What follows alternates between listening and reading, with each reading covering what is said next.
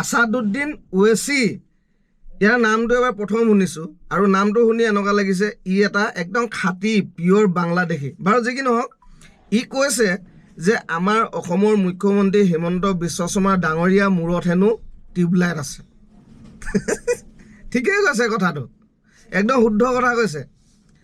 আজি হিমন্ত বিশ্ব শৰ্মাৰ মূৰত টিউবলাইট আছে কাৰণে আজি অসমখন জিলিকি আছে টিউবলাইটৰ পোহৰেৰে। আজি অসমত ইমান সমস্যা আছিলে আগতে, সেই সমস্যাবিলাক নাইকিয়া হ'ল কিয়?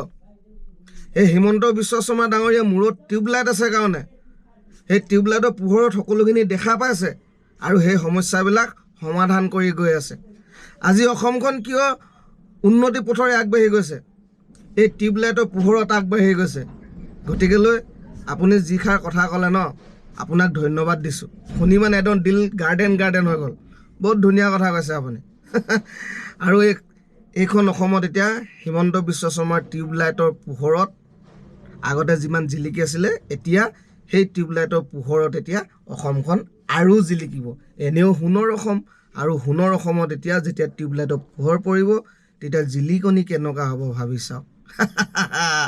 ধন্যবাদ, লাইক এটা মাৰি দিছোঁ আপোনাক এনেকুৱা ধুনীয়া সুন্দৰ কথা কোৱাৰ বাবে। Bye bye.